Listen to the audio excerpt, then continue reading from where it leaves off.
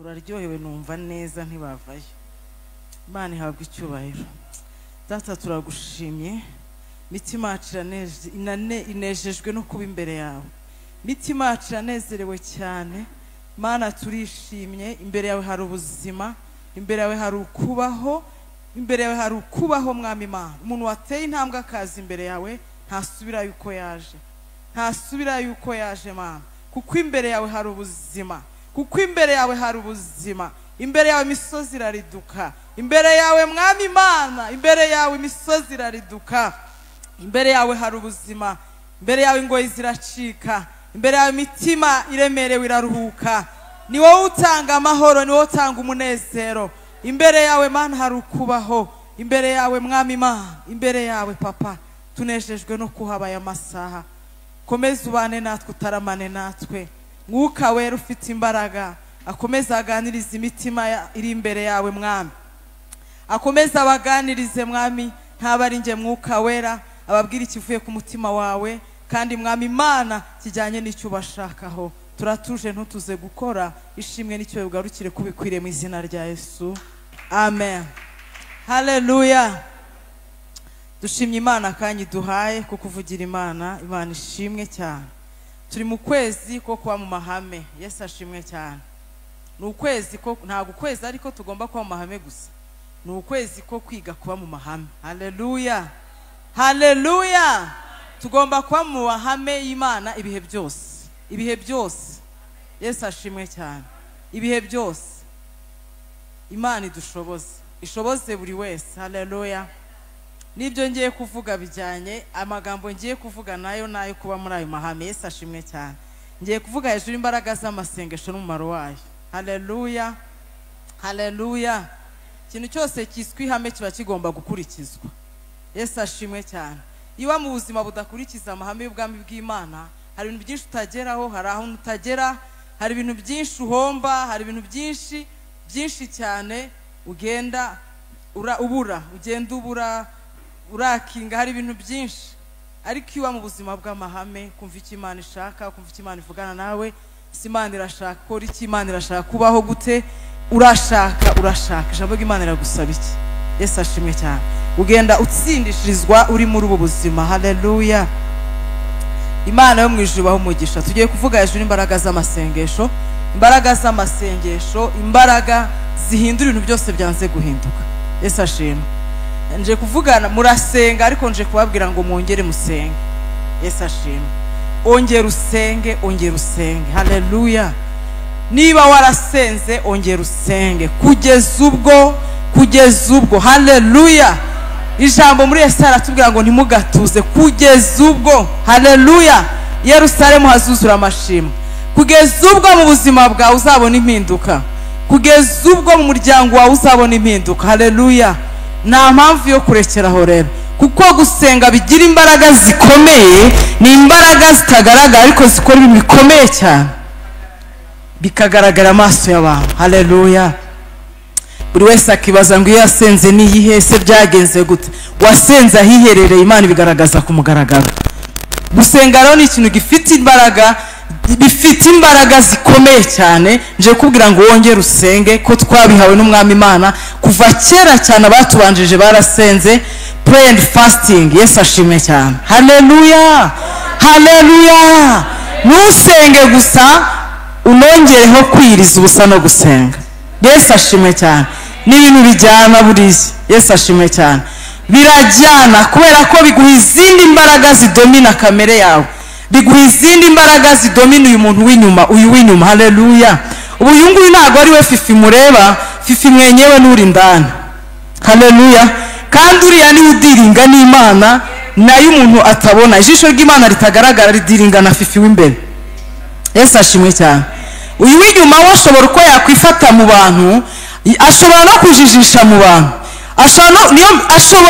ashobora kwitwara uko atari, ashobora ariko uriya w'imbere udiringa n'Imana. Yesu ashimwe cyane. Niyo mpamvu iyo dusenga, niyo mpamvu tujya imbere y'Imana, iyo mpamvu izi imbaraga z'amasengesho zigira umumaro munini cyane turi buvugeho. Yesu ashimwe cyane. Uriya w'imbere ni nawe uzabona Imana. Yesu ashimwe cyane. Iyo umuntu ashize umwuka baravuga ngo kanaka yitabye Imana, umubiri ukajya rusororo mukawureba, ariko mwenyewe aba yagiye. Yesu ashimwe cyane. Uriya rero niwe udiringa n'Imana n'ubugingo bwangirika n'iburiya bwuriya mutabona bw'imbere. Yesu ashimwe cyane.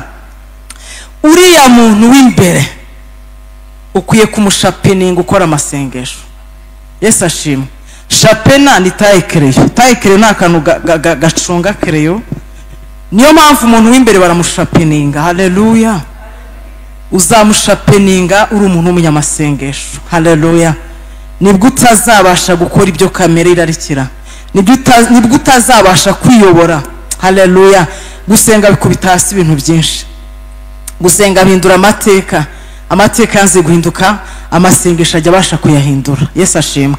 Ndacyavuga ku mbaraga z'ayo masengesho. Ibintu byose byananiranye utekereza ko byananiranye, iyo winjiye muri ayo masengesho abasha kubikubita hasi. Habamo imbaraga ziridura imisozi. Yesu ashimwe cyane.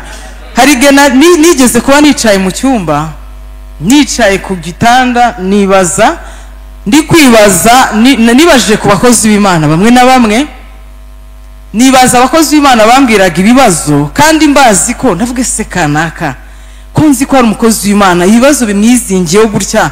Ubwo nyine nabyibazaga nicaye mu cyumba, numva umwuka nganiriza ngo ntago byoroheye umuntu kubasha gupfumura ikindi kirere atari umuntu wimenyereje witoje kwiriza ubusa no gusenga.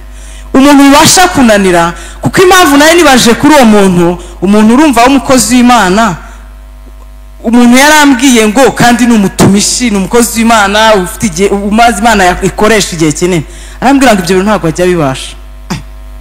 Ubwo nicaye nibaza ni kumuka yanganirije, arambwira ngo ntibyoroshye ko umuntu yabasha gupfumura iki kirere, bitampabwa amagambo ari muri Matayo 18:19. Yesu ashimwe. Niba nawe byajyaga bikunanira wongere ubishiremo agatege, wongere ubyihati mu gihe nk'iki kigoye kiruhije abagenzi. Yesu ashimwe cyane. Muri Matayo 18:19 Yesu intumwa zaraje ziramubaza ziramubwira ngo mwigisha ngo twabirukanye banga kugenda. Yesu arababwira ngo mwabafite kwizera gukema. Yarabanenze kandi bo babanaga na Yesu, bari bafite muri make bumvaga babanye na Yesu, bari abantu bumvaga ko ari abantu badasanzwe bafite imbaraga z'Imana, bajya kumwirukana biranga. Nkuko umuntu wese ashobora kuba yizera Imana, hari buriya abantu benshi bizera Imana, abapfumu bizera Imana, n'abantu bose buriya mu rwego rwabo bizera Imana. Buri muntu wese nujya gukora icyaha, nujya kwibata Imana ntibafashe, nukora ikindi cyaha ntibamfate, n'umuntu wese ushobora gukora ikintu runaka abazi ko hari indi Mana, n'usambana ati Imana ibaze kuba uri gukora icyaha ukiyambaza imbabazi z'Imana, bivuze ngo abantu barizera. Ariko Yesu arabwira ngo mwafite kwizera gukema. Abantu babanye na Yesu baretse ibyabo byose, ngira ngo batekereje ko yumva se Yesu ni gutabona ko tutizera, nyine bumvishe ko arabanenze kuki mutizera, kandi mo bagerageje baramwirukana biranga. Aravuga ngo mwafite kwizera gukema. Bumvaga ko bizeye kandi bumvaga nyine bihagije uko bamwizera. Aravuga ngo mwafite kwizera gukema. Ntimushinguke ujye munyashinguka, bivuze ngo kwizera kwahagurutse umusozi uri imbere yawe kukakurejeta iyo kukagukura imbere. Kwizera ufite kwakura umusozi ukuri imbere kukawurejeta. Ariko igitangaje kuri 18 hasi 19 hazamo ijambo rivuga ngo ariko. Haleluya. Ayo magambo naganirijwe nicaye mu cyumba, suko nasanzwe mvuga kwiriza ubusa, ariko byahise byongera kumuka wera yabimbwiye byinshi. Ariko arazibwiye ngo muri mufite kwizera, kandi zaretse ibyazo kubera ko zari zimwizeye. Aravuga ngo mwafite kwizera gukema, mwakabwiye umusozi. Nkuko uvuga ngo igihe nasengeye ku cy'umusozi utamva imbere, igihe nasengeye nabo rero ntibari bafite imbaraga zikuri iyo misozi. Ariko ijambo hajeho ngo ariko ivuguruza ibintu byose byavuzwe hejuru. Arangije Yesu aravuga ngo ariko ngo bene uwo musozi ngo nta kindi kiwukuraho, wekeretse kwiriza ubusa no gusenga. Yesu ashimwe cyane. Haleluya. Nuko Yesu azi imbaraga zibibamo, niyo mpamvu yavuze ngo bene uwo musozi. Yarabwiye ngo kwizera ari mwamugufite, ariko niba mubuze kwiriza ubusa no gusenga ntabwo umusozi muri ushingure ngo bave imbere. Haleluya. Bivuze ngo hari izindi imbaraga zibibamo. hari izindi mbaraga zikomeye cyane zikwambutsa ibihe, zigutambutsa situation, circonstance udashobora gutambuka. Izo mbaraga zo zirakwimura zikakurenza ibyo bihe. Yesu ashimwe cyane. Kadusome muri Nehemiya 1:14 1:4. Nehemiya handitse title ngo gusenga kwa Nehemiya. Haravuze ngo maze kumva izo nkuru ndicara ndarira. Maze kumva izo nkuru, nkuko nawe wakwicara hari ibintu maze kumva. Haleluya. Hari ibintu maze kurambirwa, hari ibintu byinshi cyane. Haleluya. N'inkuru numara kumva ikintu ujye ugira ikintu gikoraho. Yesu ashimwe cyane. Ntukumve ngo urekeraho, muri we harimo ubutware n'ubushobozi Imana yashyizemo. Numara kumva ntukajye urekeraho, ujye ugira ikintu ukora. Haleluya. Ngo amaze kumva izo nkuru ndicara ndarira, ngo mara iminsi mbabaye niyiriza ubusa sengera imbere y'Imana. Imana nyirijuru ndakwinginze, Uwiteka Imana nyirijuru, Mana nkuru itera ubwoba. Haleluya. Ikomereza isezerano n'imbabazi abayikunda bakitondera amategeko yayo. Noneho tegera ugutwi kwawe kumve n'amaso yawe arebe, wumve gusenga umambo. Nuko ntagiye kuvuga, hari Bibiliya ivuga ngo gusenga ku manywa na nijoro byakozwe inshuro nyinshi cyane n'abantu batubanjirije. Haleluya. Aha ndi kurwanya umwuka wo kudasenga, ndi kuba encouraging kongera guhaguruka. Haleluya. Kugira ngo mugire umutima umaramaje, umutima uhagurutse, umutima w'igisirikare, umutima ufite ibintu urambiwe. Haleluya. Biragoye cyane ko wazana impinduka udafite ibintu urambiwe. Ntago bijya bibaho. Urabanza ukarambirwa ukagira umutima uzinukwa ukumva ari ibintu hambiwe, utaragira situation ngo uyirambirwe. Haleluya. Kuko nabwiye ko determination itandukanye na decision. Iyo ufite decision ugeraho ukabivamo, ugeraho banga nge nasengese ugahita ubireka, ugahita wirira cyangwa se ukabireka. Ariko umuntu ufite umutima uri determination ni ukuvuga ngo ngewe ndashaka kugera kuri wa muryango ngomba gushirwa mpageze. Nukuba ufite intego, nukumaramaza kugera ku kintu runaka cyangwa kugira ikintu wakira mu gihe utarakibona nturekera. Yesu ashimwe cyane. Umutima rero udafite kumaramaza, umutima udafite kumaramaza biragoye ko wakwitanga. Yesu ashimwe. Kwitanga ni ukuba ufite kumaramaza ku kintu runaka, kabone niyo hazi impamvu zituma ibyo bintu zibigukuramo. Ni ukuba uri umuntu uri determine muri ubuzima. Haleluya. Banga uko byasa kose ntago biri bugende gutya.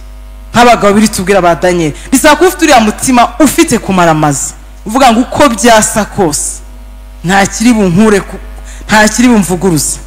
Yesu ashimwe cyane. Umugabo nawe rero afata yinginga Imana, arayinginga ngo amara iminsi ngo asenga amanywa nijoro, ngo asabire abagaragu ba Isiraheli natura ibyaha byabo, natura ibyaha twagukoreye, ni koko nge nitegetswe n'amateka yawe. Haleluya. Ibyo wategetse umugaragu wawe Mose, ndakwinginze ibuka ijambo wategetse umugaragu wawe Mose uti nimucumura nzabatataniriza mu mahanga. Yarimo aribuka iby'Imana yavuze. Iyo usenga nawe ujye wibutsa iby'Imana yavuze. Haleluya cyane. Umwuka yigeze anganiriza ibintu binaniza abantu, ibicaniro bitatu bijya binaniza abantu. Yesu ashimwe cyane. Bari mu rugendo batoranijwe bahamagaye, ibicaniro bitatu bijya binaniza aba bantu, kandi ibi bicaniro bimarwa bibikubitwa hasi cyane. Nkavuga ngo niba udafite imbaraga zibikora ujye uzisaba Imana. We niba wumva utabishobora bwira Imana ibigushoboza. Yesu ashimwe cyane. Ijambo ratubwira ngo tuzozwa byose na Kristo uduha imbaraga. Niba utabishobora mubwira bigushoboza. Haleluya. Aha wenda abajeneho reka mvuge wenda kubashatse, kuko naganirijwe ngo ibicaniro bijye binaniza umuntu. Haleluya. Hari ibicaniro by'ahantu tuvuka, n'ibicaniro by'aho twashatse, n'ibicaniro by'imbaraga z'abatugose bw'isi y'umwijima twe tutazi. Abo baguteza icyo bita umwuka wa munaniza. Yesu ashimwe cyane. rero kugira ngo uzabicomoke ni ukuba ufite izindi mbaraga zo kuriza ubusa no gusenga. Yesu ashimwe cyane. Yesu ashimwe cyane. Uyu mugabo yagize igihe cyo kwibutsa Imana, si uko amasezerano butarayahawe, kuko aya masezerano yari yarahawe. Aribuka nawe arahaguruka ajya kubaza Imana, aribuka iyo utagize icyo ukora ngo uhaguruke. Haleluya. Nk'uko biri twereka kuntu abakobwa ba Senifahati bagiye kuburana uburenganzira bwabo imbere y'Imana, barahaguruka baravuga ngo Imana bajya kuburana uburenganzira bwabo barabuhabwa. Nawe uhagurutse ukaburana uburenganzira bwawe muri Kristo urabuhabwa. Haleluya.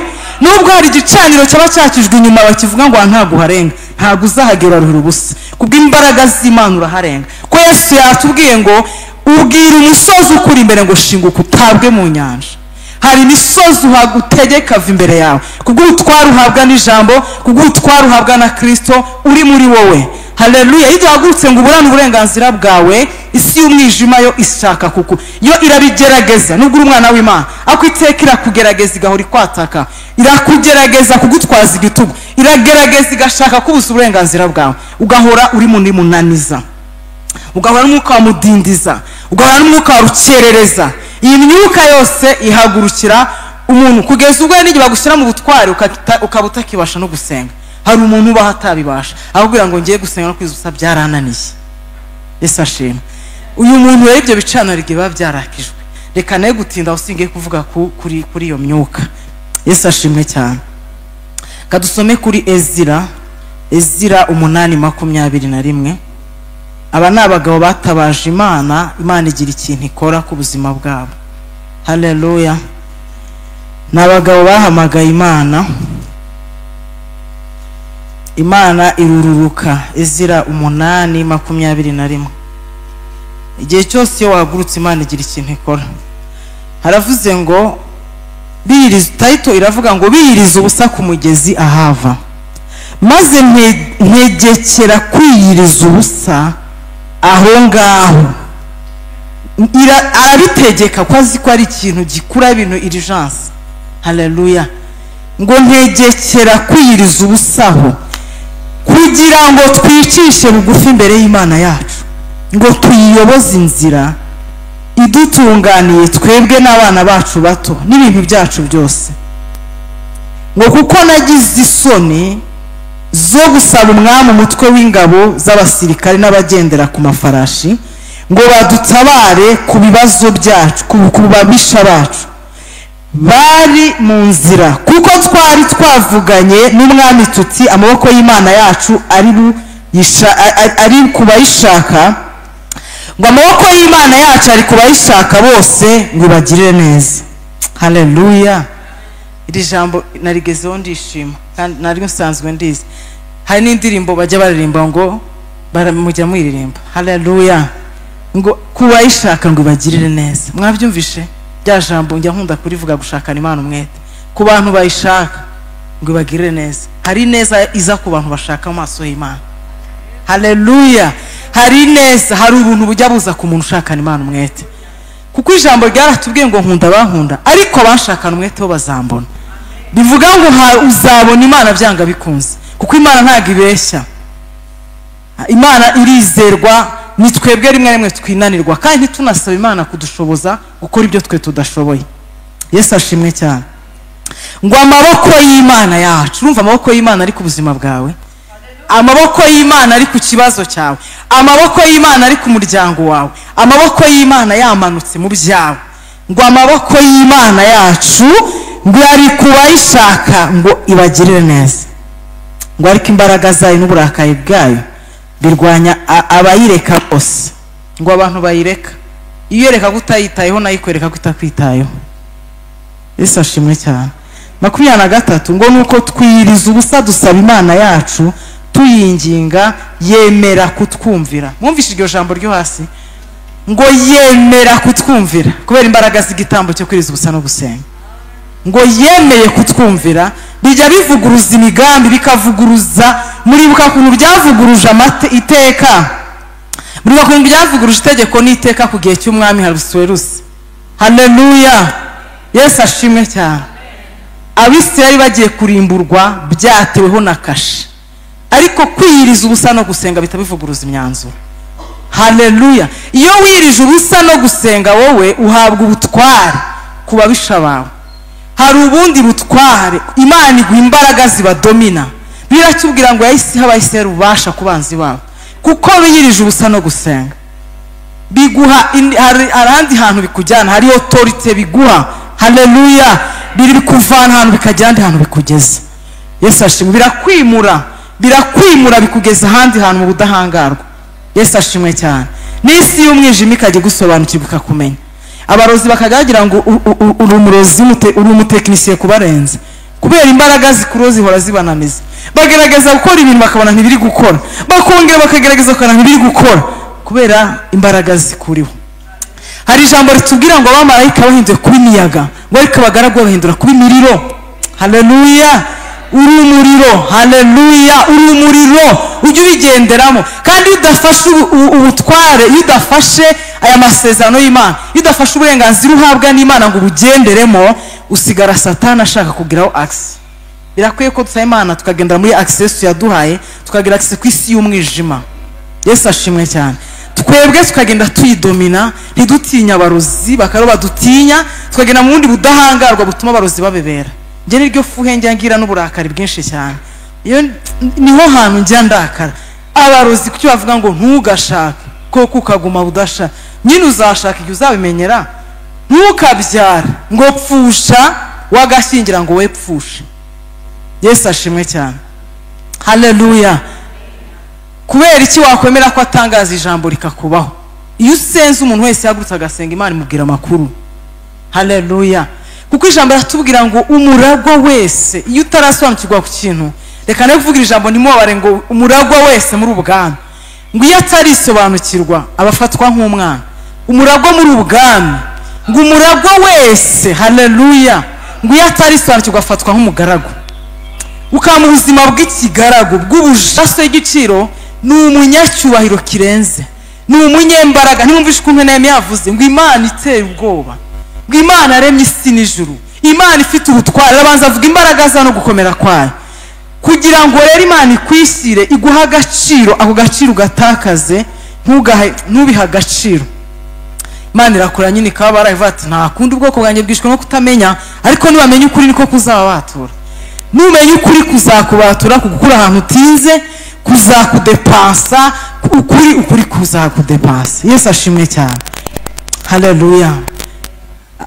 Amasari kumfata, reka none tuvuge ku mumaro wayo. Yesu ashimwe cyane. N'utuntu nka dutatu. Haleluya.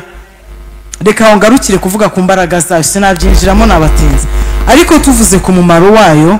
Iyo uba imbere y'Imana, umumaro wa mbere bigufasha uritahura, discover yourself. Haleluya. Wowe ubwawe ubasha kwitahura. Yesu ashimwe.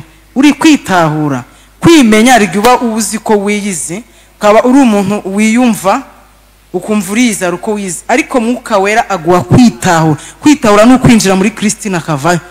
Tiburya Kristo siko ntazi ko mfite ubwibone, siko ntazi ko mfite urwango, siko ntazi ko ntababarira, siko ntarinzi ko ndi umunyerari, siko ntarinzi ko uko kuntu niko kwitahura. Uzi ko ntarinzi ko nteye gutya. Biritubwira kuntu Yesaya yakoreye Imana ari umuhanuzi imyaka yose, ako umunsi umwe uzi yapfuye, umunsi umwe, haleluya, abasha kwitahura. Aravuga ngo ndi umunyaminwa yanduye. Nawe rero hari igihe Imana ishobora kunyuza ama opportunity menshi mu buzima bwawe ukitahura, ugahita uvuga yewe data wese burya nukumeze, Imana ibigukoze ku maso kugira ngo witahure. Yesu ashimwe cyane. Uritahura akaguhindura ku ngeso zimwe na zimwe wagiraga zikagenda zicika zirekura. Niba wagiraga umujinya mwinshi umukara akawukontorora akawumenagura, ugasigara wibaza impamvu utakirakara, ugasigara wibaza impamvu abantu bakurakaza nturakare. Wowe kwibera muri presence y'Imana umumaro wabyo, ugasigara wibaza n'impamvu abantu usigaye wumva ufite n'urukundo rwinshi, kandi wera ntarwo wanagiraga, waragufite ubusharire udafite kutabarira, aho kibaza impamvu usigaye wumva ufite urukundo, usigaye wumva ufite imbabazi, usigaye wumva ufite impuhwe. Mwuka Wera amaze kuzura umutima wawe, ntabwo kandi ajya bangikanywa n'ibintu byose bisharira biri muri wowe. Rero igihe ndawegera Imana igenda iguhindura, igucura, ikugira igikoresho icyaremwe gishya. haleluya igenda ikugira icyaremwe gishya ukagenda uba nk'uko Imana ishaka. Yesu ashimwe cyane. Icya kabiri, uhindurirwa izina, ugakurwa izina rya kavukire. Haleluya. Iyo uri umuntu ushakana Imana umwete, Imana iguha izina rishya, ikamenagura izina rya kavukire iwanyu, imenagura kavukire. Urugero ni Yakobo. Haleluya. Yakobo Imana yamukweye izina yiswe n'iwabo, izina ribi ryamugizeho ingaruka, izina ryo kwitwa umuriganya bikamwafekta akaba mu buzima bwo kuriganya. Ariko igihe kimwe abona yuko atazinjira mu masezerano afite rino zina, yihata gushaka Imana, arayinginga reka byose, yikuraho ibyo yari afite n'abagore ibi byose. Mu gushaka Imana turi hano bizasaba ko we hari ibintu byinshi cyane utarebaho. Ntukibabarire, waye kora amasenge igihe cyose umuntu azanyemo kwibara hari ibintu atahindura. Rero tubwira ngo yohereje abana n'umugore n'ibintu bimveho bigende, ngende umva hari ahantu ushaka kugera, ndashaka kwakira indi zina. Ntabwo iri zina narijyana amasezerano, ntabwo iri zina naritahukana. Akirana na marayika w'Imana. Bibiliya iravuga ngo yakiranye n'Imana aranesha. Haleluya. Ngo kuko wakiranye uhawe izina rishya, ukuyeho kwitwa Yakobo uhawe kwitwa Isirayeli. Yesu ashimwe cyane. Iyo wagize gukirana rero uhabwa izina rishya, izina rya kavukire rikamenagurwa. Yesu ashimwe cyane. Ugahabwa irindi zina rishyashya. Undi mumaro wa gatatu, ahangaha turibuka na example ya Yabesi. Yabesi nawe yari afite izina rya kavukire, izina ry'umubabaro, izina ry'agahinda, kandi ari umuntu ukomeye ariko afite kavukire karande imugendaho y'umubabaro, ko nyina yamubyaranye umubabaro n'agahinda, nawe akicara muri iyo ntebe y'icyubahiro ko afite umwuka w'agahinda. Mu gutabaza Imana rero Imana imenagura uwo mwuka na kavukire imuha izina ryiza ry'icyubahiro. Umumaro wa gatatu, uhindurirwa amateka. Haleluya. Ugira hari favor ukava ku rwego ukajya ku rundi. Haleluya. Ntabwo bisigara uko byari biri. Mu gushakana Imana amateka bagenda ahinduka. Yesu ashimwe cyane. Hari favor iza ku buzima bwawe. Yesu nashimwe cyane. Impamvu uhindurirwa amateka ni ushobora kuba uri umuntu ufite favor, ariko ukaba ufite favor udafite amafaranga, sibyo? Ukaba ufite amafaranga udafite favor. Iyo rero migisha yose mu buryo bw'Imana bisaba kuyicukumbura ukamenya uko bikora. Niyo mpamvu ari ubuzima bw'amahame. Urashaka ko bagukunda we ntujye ukunda, urashaka ko baguha ntujye utanga, urashaka gutera imbere ntutanga icya 10 n'amaturo. Urumva se byavaye kandi ijambo ry'Imana rifite icyo bivugaho. Reba ngo muheshe Uwiteka ubutunzi bwanyu. Niba uyubahisha umutima, shyiraho n'amafaranga wayubahe. Amafaranga yawe akebwe, umutima ntukebwe, ariko ku mafaranga ushyira akaboko inyuma. Niba ubwami bw'Imana ari amahame nuko amategeko n'amabwiriza bikurikizwa. Yesu ashimwe cyane.